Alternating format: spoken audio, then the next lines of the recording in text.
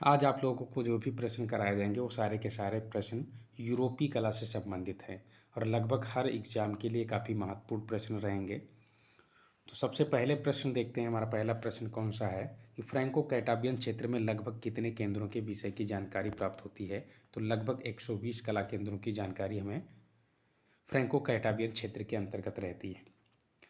Next question देखें क्या है। तो नेक्स्ट है विश्व की प्राचीनतम गुफा कौन सी है जिसे सिस्टाइन चैपल कहा जाता है। तो विश्व की सबसे प्राचीनतम गुफा हमारी अल्तामिरा गुफा है जिसे सिस्टाइन चैपल कहा जाता है।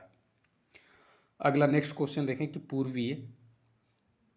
द्वितीयक आखेटक शैली कहा जाता है। तो द्वितीयक आखेटक शैली के रूप में हम पूर्वी स्पेन की कला को जानते हैं कि पूर्वी स्पेन की कला को ही द्वितीयक आखेटक शैली के रूप में जाना जाता है। नेक्स्ट क्वेश्चन है उत्तरी स्पेन की कला को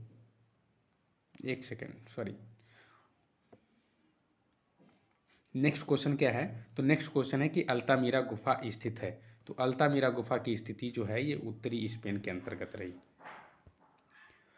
नेक्स्ट है सेंटियन गुफा का संबंध है। तो सेंटियन गुफा भी हमारी स्पेन के अंतर्गत संबंधित रही है, यानी कि सेंटियन गुफा जो स्थित है वो स्पेन के अंतर्गत स्थित रहेगी।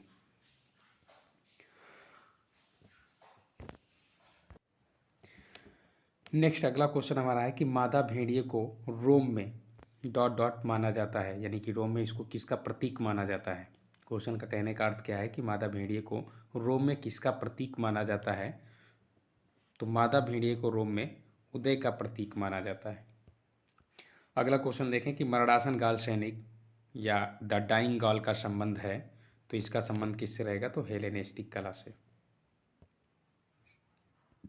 अगला क्वेश्चन है आकृति के अपने अंतराल से बाहर निकलकर दर्शक के अंतराल में प्रवेश करने की प्रवृत्ति किस कलाकार ने आरंभ की। तो ये प्रवृत्ति किसके द्वारा आरंभ की गई। तो जॉन लॉरेंजो बर्नी के द्वारा, जो काफ़ी प्रसिद्ध मूर्तिकार के रूप में जाने जाते हैं, जो बारोककालीन मूर्तिकार हैं। अगला क्वेश्चन देखें आनंद उत्सव मनाते स्त्री पुरुष तथा बालकों की सबसे अधिक चित्र किसने बनाए। तो ये किसके द्वारा बनाए गए। तो वेलास्के के द्वारा। अगला क्वेश्चन नेक्स्ट देखें क्या है कि निम्नलिखित में से कौन सा कलाकार फ्लेमिश नहीं है। तो एल ग्रेको। कौन सा कलाकार फ्लेमिश नहीं है। तो एल ग्रेको। अगला नेक्स्ट क्वेश्चन देखें क्या नेक्स्ट क्या है। तो नेक्स्ट क्वेश्चन रहेगा कि ब्रेडा का समर्पण या सरेंडर ऑफ ब्रेडा किस कलाकार की कृति है। तो ये कृति जो चित्रित की गई है वो किसके द्वारा चित्रित की गई। तो वेलास्के के द्वारा। इसके प्रमुख चित्रकार जो हैं वो वेलास्के रहेंगे। अगला क्वेश्चन देखें कि गोया द्वारा अंकित लेटी हुई अनावृत्ता का नाम क्या है। तो माजा या न्यूड माजा। माजा या इसी को न्यूड माजा के नाम से जानते हैं, यानी कि लेटी हुई अनावृत्ता का जो चित्रण किया गया है वो किस नाम से जाना गया। तो माजा या न्यूड माजा के नाम से। अगला क्वेश्चन देखें कि तरबूज खाने वाले, यहाँ पर क्या रहेगा। तरबूज खाने वाले चित्र किसकी कृति है। तो ये म्यूरेलो की कृति रही है, जो काफ़ी महत्वपूर्ण है। अगला क्वेश्चन नेक्स्ट देखें क्या है कि कांच पत्थर इत्यादि के रंगीन टुकड़ों को चिपकाकर बनाया गया चित्र कहलाता है। तो ये हमारी बेजेटाइन कला के अंतर्गत काफ़ी महत्वपूर्ण चित्रकला रही है, जो रंगीन कांच के टुकड़ों को चिपकाकर चित्रकारी की जाती थी।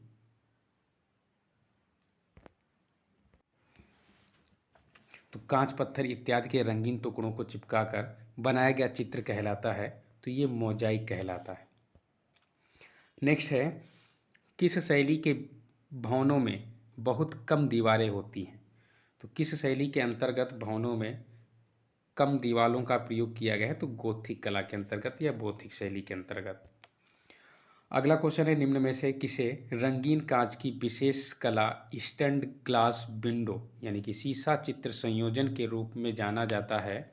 तो ये किसके अंतर्गत जाना जाता है। तो गोथिक कला के अंतर्गत।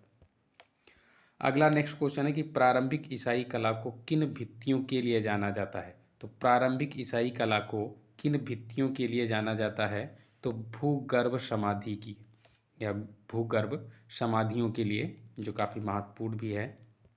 अगला क्वेश्चन है, सर्वप्रथम 1550 ईस्वी में रेनेसां शब्द का प्रयोग किसने अपनी कलाकारों की जीवनी में किया? तो सर्वप्रथम 1550 ईस्वी में किसका प्रयोग? तो रेनेसां शब्द का प्रयोग किसने अपनी, ये पुस्तक रहेगी, कलाकारों की जीवनी, यहाँ पर कलाकारों का जीवन लिखा है, कलाकारों की जीवनी में किया, तो किसके द्वारा किया गया? तो जॉर्जियो वासारी के द्वारा, जो एक काफ़ी महत्वपूर्ण वास्तुकार के रूप में जाने जाते हैं, जॉर्जियो वासारी या जॉर्जियो वासारी। अगला नेक्स्ट क्वेश्चन देखें, नेक्स्ट क्या है कि उत्तरी फ्रांस के लिए गोथिक शब्द का प्रयोग किसने किया? तो उत्तरी फ्रांस के लिए गोथिक शब्द का प्रयोग किसने किया? तो इसका भी प्रयोग किसके द्वारा किया गया था? तो वसारी के ही द्वारा गोथिक शब्द का भी प्रयोग किया गया। अगला क्वेश्चन देखें कि फ्लोरेंस कैथेड्रल के गुम्बद का मुख्य वास्तुकार कौन था? तो फ्लोरेंस कैथेड्रल के गुम्बद का मुख्य वास्तुकार कौन था? तो फिलिप्पो ब्रूनेलेस्की। किसका प्रमुख वास्तुकार कौन था? यानी कि कैथेड्रल के गुम्बद का मुख्य वास्तुकार कौन था? तो फिलिप्पो ब्रूनेलेस्की था। अगला नेक्स्ट क्वेश्चन देखें क्या है कि जियोत्तो शिमाबुए का संबंध मुख्य रूप से, तो जियोत्तो और शिमाबुए का संबंध जो है वो मुख्य रूप से किससे रहा है? तो प्रोटो रेनेसां से। कि इनका संबंध किससे है? तो प्रोटो रेनेसां से। पुनर्जागरण को 3 प्रमुख भागों में बांटा गया था, जिसमें तुम्हारा प्रोटो रेनेसां, अर्ली रेनेसां और हाई रेनेसां। प्रोटो रेनेसां के अंतर्गत हमारे कलाकार जैसे जियोत्तो था, शिमाबुए था, और इसके अलावा अगर अर्ली रेनेसां की बात की जाए तो वहाँ पर मसाचियो था, और भी कई कलाकार रहे हैं, जैसे मसाचियो है और वैरासियो है, दोनातेल्लो था, ये कई वहाँ पर कलाकार रहे हैं। और हाई रेनेसां के अंतर्गत सबसे प्रसिद्ध कलाकारों में देखा जाए तो आपके 3 काफ़ी महत्वपूर्ण कलाकार रहते हैं, जिसमें आपके विंची हैं, एंजिलो थे यानी कि माइकल एंजिलो, और इसके अलावा आपके रैफेल हैं, रैफेल। तो ये हाई रेनेसां के प्रमुख कलाकार थे। अगला नेक्स्ट क्वेश्चन देखें। नेक्स्ट क्वेश्चन हमारा क्या है कि महान स्फिंक्स अवस्थित है। तो महान स्फिंक्स कहाँ पर आपका अवस्थित रहेगा? तो स्फिंक्स जो था वो आपका गीजा में स्थित है, जहाँ पर आप पढ़े भी हैं, गीजा के अंतर्गत एक गीजा का पिरामिड। तो महान स्फिंक्स अवस्थित है, तो कहाँ अवस्थित है? तो गीजा में अवस्थित है। अगला क्वेश्चन देखें कि प्रथम चरण की बेजेटाइन कला कहाँ पाई जाती है? तो प्रथम चरण की बेजेटाइन कला कहाँ पाई जाती है? तो कॉन्स्टेंटिनोपल में। नेक्स्ट क्वेश्चन है, सेंट बसील का गिरजा यहाँ है। तो सेंट बसील का गिरजा जो है वो कहाँ स्थित है? तो आपका मॉस्को में स्थित रहेगा। नेक्स्ट है, अपोलो की आदमकद प्रतिमा तथा पुरुष मुखाकृति जो इंटरेक्शन कला में विशेष उल्लेखनीय है तथा पकी मिट्टी से निर्मित है, यह प्रतिमा कहाँ से प्राप्त हुई है? तो अपोलो की आदमकद प्रतिमा तथा पुरुष मुखाकृति जो इंटरेक्शन कला में विशेष उल्लेखनीय है तथा पकी हुई मिट्टी से निर्मित है, और ये प्रतिमा जो है वो कहाँ से प्राप्त हुई है? तो इस प्रतिमा की प्राप्ति जो हुई थी वो वेई नामक स्थान से हुई थी। अगला नेक्स्ट क्वेश्चन देखें। ये पीछे क्वेश्चन बताया भी गया था कि जॉर्जियो द वसारी कौन थे? तो जॉर्जियो द वसारी जो रहे हैं ये प्रमुख रूप से वास्तुकार के रूप में जाने गए, जिन्होंने पुनर्जागरण शब्द का सर्वप्रथम प्रयोग भी किया है। अगला नेक्स्ट क्वेश्चन देखें कि संगमरमर में निर्मित ट्राजन कॉलम जो 125 फीट ऊंची मीनार नुमा रचना है, इसका निर्माण हुआ। तो इसका निर्माण कब हुआ था? तो ट्राजन कॉलम का निर्माण जो है वो 106 से लेकर 113 ईस्वी के मध्य में हुआ। एक सेकेंड वेट करना। नेक्स्ट क्वेश्चन देखें। नेक्स्ट क्या है? तो यूनान के युवकों का आदर्श देवता था। तो यूनान के युवकों का आदर्श देवता कौन था? तो अपोलो यूनान युवकों का आदर्श देवता माना जाता है। अगला क्वेश्चन है, चौथी शती ईसा पूर्व का प्रसिद्ध मूर्तिकार जिसने सर्वप्रथम सिकंदर की मुखाकृति बनाई। तो चौथी शती ईसा पूर्व का प्रसिद्ध मूर्तिकार कौन था जिसने सर्वप्रथम सिकंदर की मुखाकृति का निर्माण किया? तो वो आपका कौन रहेगा? तो लीसिपस। लीसिपस के द्वारा सिकंदर की मुखाकृति बनाई गई। अगला नेक्स्ट क्वेश्चन देखें कि इलियड तथा ओडिसी नामक ग्रंथों की रचना की। तो इलियड तथा ओडिसी इन दोनों ग्रंथों की रचना किसके द्वारा की गई? तो इन दोनों ग्रंथों की रचना होमर के द्वारा की गई। अगला नेक्स्ट क्वेश्चन देखें क्या है कि किस गिरजा में सर्वप्रथम बट्रेस का प्रयोग हुआ? तो किस गिरजा में सर्वप्रथम बट्रेस का प्रयोग किया गया था? तो आपका सेंट विताले गिरजा में। सेंट विताले गिरजा में सर्वप्रथम बट्रेस का प्रयोग किया गया। अगला क्वेश्चन नेक्स्ट क्या है कि गोथिक स्थापत्य शैली का प्रमुख निर्देशन है। तो गोथिक स्थापत्य शैली का प्रमुख निर्देशन है तो क्या रहेगा? तो चार्ट्रेड कैथेड्रल। तो गोथिक स्थापत्य शैली का प्रमुख निर्देशन है तो चार्ट्रेड कैथेड्रल है। अगला नेक्स्ट देखें, गोथिक शैली के स्थापत्य का जन्म किस प्रथम भवन से हुआ? तो गोथिक शैली के स्थापत्य का जन्म किस प्रथम भवन से हुआ? तो ये आपका सेंट डेनिस गिरजा से। किससे हुआ? तो सेंट डेनिस गिरजा से। अगला नेक्स्ट क्वेश्चन क्या है कि गोथिक युग का चित्रकार जिसने चित्रों में पुनर्जागरण काल की चित्रकला को जन्म दिया। तो गोथिक युग का चित्रकार जिसके चित्रों ने पुनर्जागरण काल की चित्रकला को जन्म दिया। तो किसके द्वारा दिया गया? तो ये आपका जियत्तो रहेगा कि गोथिक युग के चित्रकार या गोथिक युग का कौन सा चित्रकार था जिसके चित्रों ने पुनर्जागरण काल की चित्रकला को जन्म दिया? तो जियत्तो ने। अगला नेक्स्ट देखें कि ईसाई धर्म को राजकीय धर्म घोषित किया था। तो ईसाई धर्म को राजकीय धर्म किसने घोषित किया? तो कॉन्स्टेंटाइन ने। अगला नेक्स्ट क्वेश्चन देखें क्या है कि गोथिक कला के किस चित्रकार ने इंद्रधनुषी रंगों में चित्रण किया? यह भी काफ़ी महत्वपूर्ण प्रश्न रहेगा कि गोथिक कला के किस चित्रकार ने इंद्रधनुषी रंगों में चित्रण कार्य किया? तो किसके द्वारा किया गया? तो ये आपका मास्टर ऑफ मोलिन्स। किसके द्वारा किया गया? तो मास्टर ऑफ मोलिन्स के द्वारा। अगला क्वेश्चन देखें कि मणिकुट्टिम पद्धति में किस वस्तु का प्रयोग किया जाता है? तो मणिकुट्टिम के अंतर्गत संगमरमर का प्रयोग किया जाता है जो काफ़ी श्रेष्ठ है। अगला नेक्स्ट देखें कि गोल मेहराब वाले भवनों का निर्माण किस युग में हुआ? तो गोल मेहराब वाले भवनों का निर्माण जो था वो किसके अंतर्गत किया गया? तो ये आपका रोमनस्क शैली के अंतर्गत आपके गोल मेहराब और गोथिक शैली के अंतर्गत नुकीले मेहराबों का प्रयोग किया जाता था जो काफ़ी महत्वपूर्ण रहा है।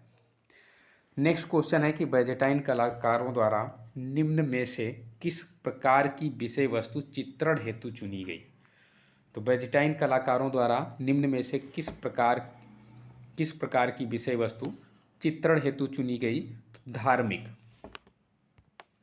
अगला क्वेश्चन देखें क्या है कि किस शैली में रेखीय प्रवृत्ति अत्यधिक प्रबल थी? तो किस शैली के अंतर्गत रेखीय प्रवृत्ति अत्यधिक प्रबल थी? तो ये रोमनस्क कला शैली के अंतर्गत। अगला क्वेश्चन देखें कि किस कला में आंतरिक और बाह्य सज्जा एक साथ करने का विचार किया गया था? क्वेश्चन काफ़ी महत्वपूर्ण है कि किस काल में आंतरिक और बाह्य सज्जा एक साथ करने का विचार किया गया था? तो किसके अंतर्गत? तो गोथिक कला के अंतर्गत। क्वेश्चन सारे के सारे क्वेश्चन महत्वपूर्ण रहेंगे। गोथिक कला के अंतर्गत जो भी प्रश्न थे, जितने भी श्रेष्ठ प्रश्न थे, वो सारे के सारे प्रश्न आपको यहाँ पर मिलेंगे। अगला देखें नेक्स्ट क्या है कि गोथिक वास्तुशिल्प किस शताब्दी में अधिक प्रचलित हुई? तो गोथिक वास्तुशिल्प किस शताब्दी में सबसे अधिक प्रचलित हुई या अधिक प्रचलित थी? तो आपकी 17वीं शताब्दी में। अगला क्वेश्चन नेक्स्ट क्या है कि सियन्ना शैली का प्रथम चित्रकार था। तो सियन्ना शैली का प्रथम चित्रकार कौन था? तो सियन्ना शैली का प्रथम चित्रकार, एक सेकेंड, सियन्ना शैली का प्रथम चित्रकार, तो प्रथम चित्रकार कौन था? तो सियन्ना शैली के अंतर्गत काफ़ी महत्वपूर्ण चित्रकार रहा है आपका, कौन था? तो दुच्चियो सियन्ना शैली का प्रथम चित्रकार माना जाता है। अगला नेक्स्ट क्वेश्चन देखें कि किस कलाकार को पुनर्जागरण काल में परिप्रेक्ष्य का आविष्कारक माना जाता है?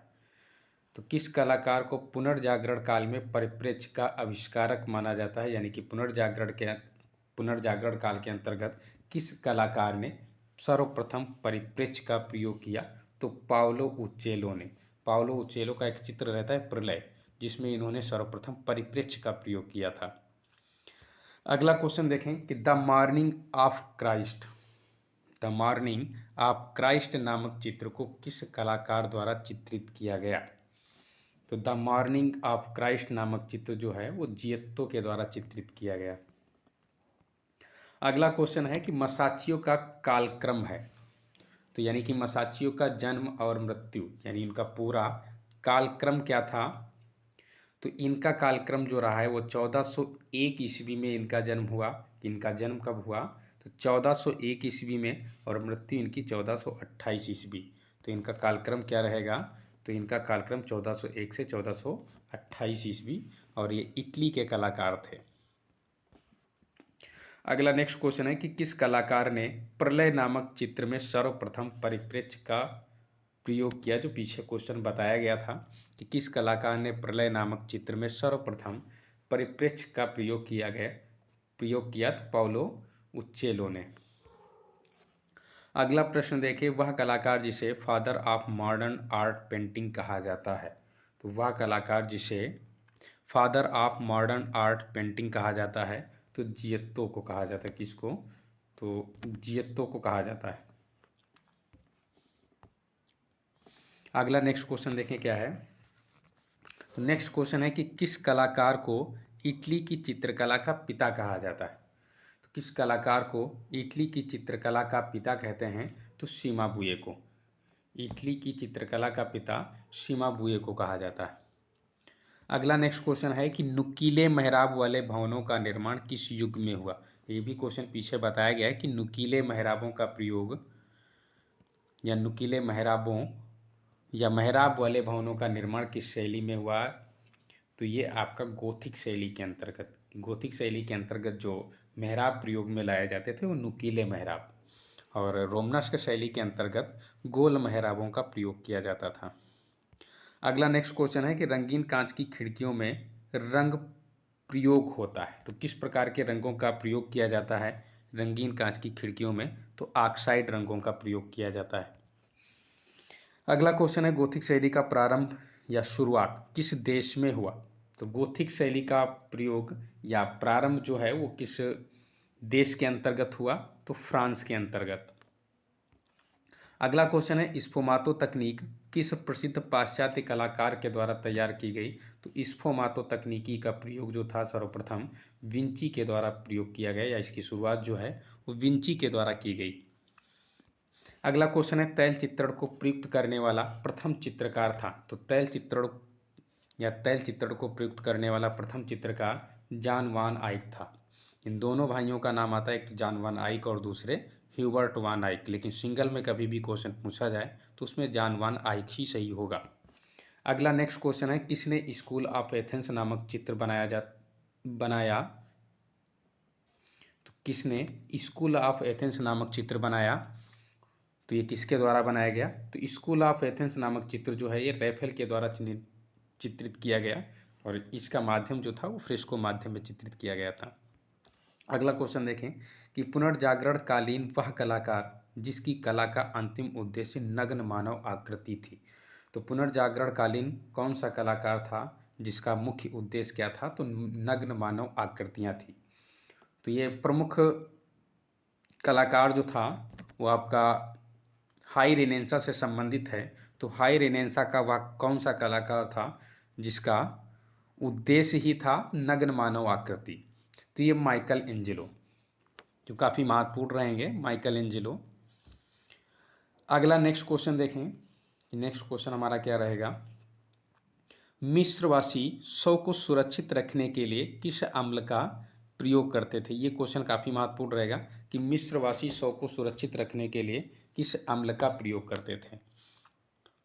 ये काफ़ी महत्वपूर्ण अम्ल रहता है। इसको लगाने से क्या होता है कि शरीर के अंदर जो भी पानी होता है यानी कि पानी की मात्रा को सोख लेता है और शव को सुरक्षित रखता है। तो मिस्रवासी शव को सुरक्षित रखने के लिए किस अम्ल का प्रयोग करते थे, तो नाइट्रोल नामक अम्ल का प्रयोग करते थे। अगला क्वेश्चन देखें कि किस वंश का सम्राट नारमेर तथा किस वंश का सम्राट नारमेर तथा वहीं से राजवंशों की परंपरा स्पष्ट होती है। सीधा सा क्वेश्चन का कहने का अर्थ क्या है कि किस वंश का सम्राट नारमेर था तथा वहीं से राजवंशों की परंपरा भी स्पष्ट होती है। तो किस वंश का सम्राट नारमेर था, पहले तो ये देखें कि किस वंश का सम्राट जो था वो नारमेर था। तो नारमेर जो सम्राट रहा है वो मेम्फाइड युग का था, यानी कि मेम्फाइड युग से संबंधित रहेगा और वहीं से राजवंशों की परंपरा भी स्पष्ट होती है। अगला नेक्स्ट क्वेश्चन देखें कि पाषाण स्थापत्य कला का जन्मदाता था। ये भी काफ़ी महत्वपूर्ण रहेगा कि पाषाण स्थापत्य कला का जन्मदाता कौन था। तो पाषाण स्थापत्य कला का जन्मदाता जो है वो जोसर था। ये जोसर जो रहेगा वो पाषाण स्थापत्य कला का जन्मदाता माना जाता है। अगला नेक्स्ट क्वेश्चन देखें कि नेफरतिति का अवाच्य शिल्प, अवाच्य शिल्प का ही मतलब होता है बस्ट, किस प्रसिद्ध मूर्ति शिल्पी ने बनाया। तो नेफरतिति का अवाच्य शिल्प किस प्रसिद्ध मूर्ति शिल्पी ने बनाया। तो इसका निर्माण जो किया था वो किसके द्वारा किया गया, तो ये किसके द्वारा बनाया गया, तो तुथुमोस के द्वारा। अगला नेक्स्ट क्वेश्चन देखें क्या है। तो नेक्स्ट क्वेश्चन है कि पोथी कला का प्रारंभ हुआ। तो पोथी कला का प्रारंभ जो था वो किसके अंतर्गत हुआ। तो पोथी कला का प्रारंभ जो रहा है वो हमारा मिस्र से माना जाता है कि पोथी कला का प्रारंभ जो है वो मिस्र से प्रारंभ हुआ। और इसके अलावा अगर देखा जाए कि भारत के अंतर्गत पोथी कला का प्रारंभ कहाँ से हुआ, भारत के अंतर्गत, तो भारत में पोथी कला का प्रारंभ जो था वो कहाँ से हुआ, तो भारत के अंतर्गत पाल से, यानी कि पाल शैली से पोथी चित्रकला का प्रारंभ माना जाता है। अगला नेक्स्ट देखें क्या है कि हम्मुराबी का संबंध है। तो हम्मुराबी का संबंध किससे रहा है, तो हम्मुराबी का संबंध जो है वो बेबीलोन नगर से है। कि बेबीलोन नगर से संबंध किसका है, तो हम्मुराबी का संबंध बेबीलोन से था। अगला क्वेश्चन देखें नेक्स्ट क्या है। तो नेक्स्ट क्वेश्चन हमारा है कि क्रीट की सभ्यता की खोज का श्रेय किसे था। तो क्रीट की सभ्यता का खोज का श्रेय जो है वो लियोनार्ड ओली को जाता है। अगला क्वेश्चन है स्पेन की किस गुफा में अंगुलियों से बनाई गई प्राचीनतम रेखाएं। तो यहाँ पर स्पेन की बात कर रहा है कि स्पेन के अंतर्गत किस गुफा में सबसे प्राचीनतम उंगलियों के या उंगलियों की रेखाएं प्राप्त होती हैं या उंगलियों से बनाई गई टेढ़ी मेढ़ी रेखाएं प्राप्त होती हैं। तो स्पेन की किस गुफा में उंगलियों से बनाई गई प्राचीनतम रेखाएं हैं। तो स्पेन की बात कर रहा था हमारा अल्तामीरा गुफा से। अगला क्वेश्चन नेक्स्ट देखें कि हेमूर्त का अर्थ है, हेमूर्त का या हेमूर्त का अर्थ है, तो हेमूर्त का अर्थ क्या होता है, तो हेमूर्त का अर्थ जो है वो कारीगर से रहा है। अगला नेक्स्ट क्वेश्चन देखिए कि शब्द पेचीपोडस यूरोपीय प्रागैतिहासिक काल में किसके लिए प्रयुक्त होता है। तो शब्द पेचीपोडस जो है यूरोपीय कला में किसके लिए प्रयुक्त किया गया है, तो मानव शरीर का एक प्रकार, यानी कि मानव के शरीर के प्रकार के लिए किस शब्द का प्रयोग किया गया, तो पेचीपोडस का। अगला क्वेश्चन है ग्रीक कला का प्रसिद्ध कलाकार था। तो ग्रीक कला का प्रसिद्ध कलाकार कौन रहा है, तो फिदियास जो था ये ग्रीक कला का प्रसिद्ध कलाकार माना जाता है। नेक्स्ट है निम्नलिखित में से अंत्येष्टि कला का संबंध है। तो अंत्येष्टि कला का संबंध हमारा मिस्र की कला से रहा है। और मिस्र के अंतर्गत एक बुक भी काफ़ी फेमस रही है, मृतकों की पुस्तक, यानी कि बुक ऑफ डेड, जो पेपिरस की छाल पर लिखी गई, जो काफ़ी महत्वपूर्ण पुस्तक रही है। अगला नेक्स्ट है चीन में ताओइज्म के जनक हैं। तो चीन के अंतर्गत ताओइज्म का जनक जो था वो लो त्से थे। नेक्स्ट क्वेश्चन है एम्फोरा पार्टी कहाँ की है। तो एम्फोरा पार्टी का संबंध कहाँ से रहा है, तो एम्फोरा पार्टी जो थी वो ग्रीस के अंतर्गत रही है। अगला क्वेश्चन है नाग देवी प्रतिमा किस सभ्यता से संबंधित है। तो नाग देवी प्रतिमा का संबंध जो है वो किस सभ्यता से रहा है, तो मीनोन सभ्यता से। अगला क्वेश्चन देखें कि मानवमुखी पंखयुक्त वृषभ किस सभ्यता से संबंधित है। तो मानवमुखी पंखयुक्त वृषभ, इसका संबंध जो है वो किससे रहा है, तो असीरिया से या असीरियन से। तो ये आपके 73 क्वेश्चन थे जो सारे के सारे आपके यूरोपीय कला से संबंधित थे और यूरोपीय कला के महत्वपूर्ण प्रश्नों में से आपके प्रश्न थे।